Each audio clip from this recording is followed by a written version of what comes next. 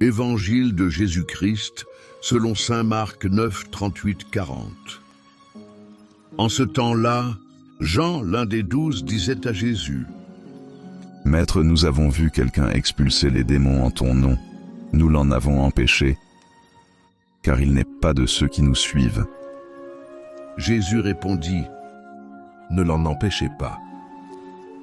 Car celui qui fait un miracle en mon nom ne peut pas aussitôt après mal parler de moi. Celui qui n'est pas contre nous est pour nous. » Acclamons la parole de Dieu.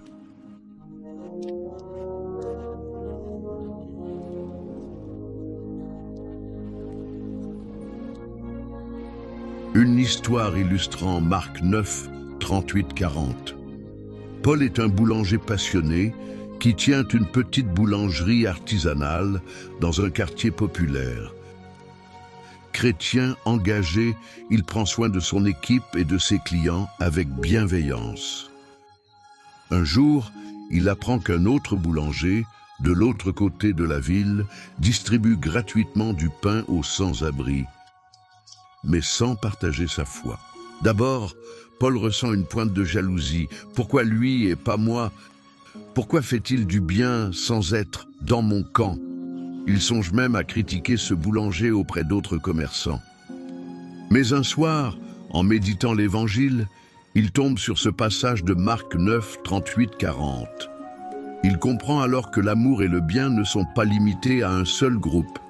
Inspiré, il décide d'aller rencontrer ce boulanger, non pour le juger, mais pour le soutenir.